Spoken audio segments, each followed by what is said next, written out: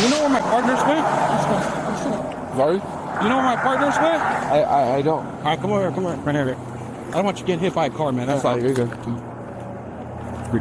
Holy shit. 511. I think 304's been hit. He's on D Street. It's the moment a Nevada State Police Highway Patrol trooper realizes the worst. A drunk driver taking the lives of two of our heroes as those two men are investigating yet another drunk driver.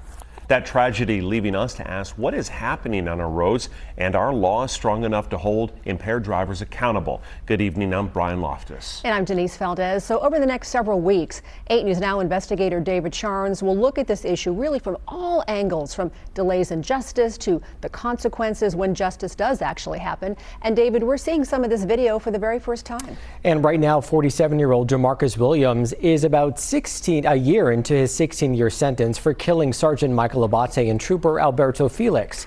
Those two policemen investigating an impaired driver when Williams, severely intoxicated himself, hit and killed them and then drove off.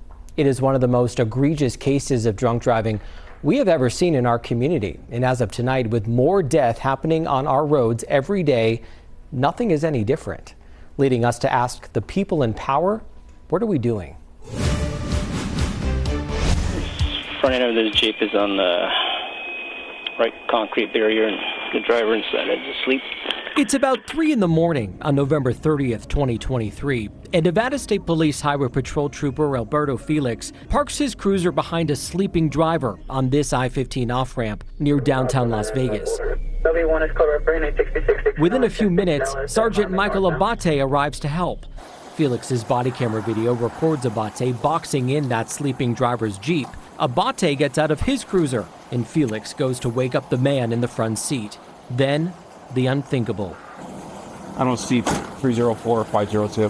When a third NHP trooper arrives a little later, he looks around, but can't find Abate or Felix. That's because Jamarcus Williams, then 46, had crashed into, wiped out, and killed them.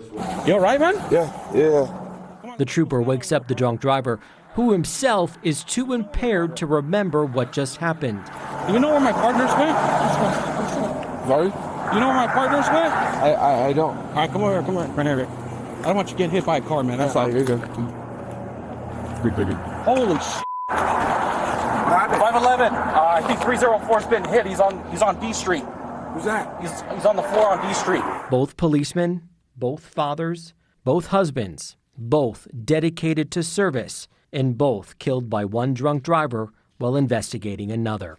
I don't personally believe anybody's woke up to this yet. Sheriff Kevin McMahill runs the Las Vegas Metropolitan Police Department, which handled the investigation. His officers finding Williams hours later inside an apartment not far from the crash site. The sheriff telling the 8 News Now investigators he believes drivers like Williams know the initial penalties here in Nevada aren't tough. People don't feel like there's going to be a consequence to their DUI driving. DUI in Nevada is a misdemeanor until it's your third, or unless you injure or kill someone. Simply put, tougher penalties, including potential prison time, don't begin unless you join the 3+ Club. Court records the 8 News Now investigators obtained reveal Metro Police arrested Williams for DUI in 2007. Back then, he pleaded no contest, a judge ordering him to complete 2 DUI classes.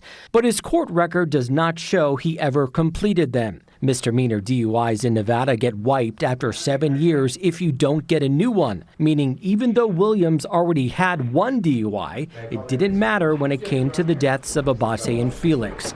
In the eyes of the law, and in terms of penalties, this double fatal DUI crash was Williams' first. How many people and how many troopers need to die before someone actually makes a change? That's the $1 million question. Dan Gordon is the president of the Nevada Police Union, which represents 1,200 law enforcement employees, including troopers across the state. We can go out and do our job the best that we can, and we can do the right thing, and we can keep the motoring public safe, but the support system behind us is just not there. But for years, hundreds of Nevada families have felt that pain, knowing how intoxicated and impaired driving has torn them apart. It's getting ridiculous. It's an upward trend, and it really shouldn't be. Documents the 8 News Now investigators obtained paint a picture about how drunk Jamarcus Williams really was. His first blood draw, which didn't come until 8 hours after the crash, revealed a blood alcohol level of 0.19, more than double the legal limit. The crash happened at 3:29 a.m. At 5:01 the night before, Williams had his first drink, a free shot of booze from a bar at the Westgate. By 7:13, police say video showed him drinking from a bottle of vodka like this one. For the next few hours, he hangs out at the Palms, though video police obtained does not show him drinking. 3 hours later, at 10:17, he gets himself a second bottle of vodka, returning to the Palms, where police say he and another person, quote, took turns drinking from the bottle. Just before 11, Williams returns to a liquor store and tries to buy what would be his third bottle of the night. He ends up empty-handed only because the cashier here was taking cash that night. At midnight, Williams is back at the Palms, and he orders drinks at 12:37, then at 12:56, 1:31, and one more time at 1:46. Afterward, police describe him as unsteady and stumbling. Documents reveal a Palm security supervisor later ordered his staff to make sure Williams got off the property safely, even telling him they'll call the police if he tries to drive. At 3:19, Williams walked off the property, but 3 minutes later, he was in the driver's seat. People are like, this state does not take DUIs seriously unless somebody is hurt or worse. Williams then begins what would be a deadly trip home, running at least one red light, putting our entire community at risk, and minutes later, colliding with Sergeant Michael Abate and Trooper Alberto Felix, as they deal with another intoxicated driver, this one passed out in the front seat. That says what about where we are? I think that sums it all up, really. On the freeway! Underneath the freeway! Felix's body camera records as witnesses try to get him help. In the aftermath, another trooper can't find Abate or Felix because the impact threw one of them over a 22-foot-high overpass, another pushed down the off-ramp. Where is he? Down there, Sarge. Holy It was a drunk driver. Abate's in front of my car. It's not looking good, sir. When police found Williams several hours after the crash, he told officers, quote, "I'm drunk and take me to jail." It was an irresponsible and senseless act. Last June, Judge Susan Johnson sentenced Williams to 16 to 40 years in prison, the maximum penalty. A bipartisan 1995 law requires judges give a range like that, with the minimum sentence allowing someone like Williams to be eligible for parole after he served 40% of his sentence. Right now, Nevada's DUI with death law is among the nation's harshest. But climbing up the ladder of DUI arrests to get there is often a slap on the wrist. What's up, bro?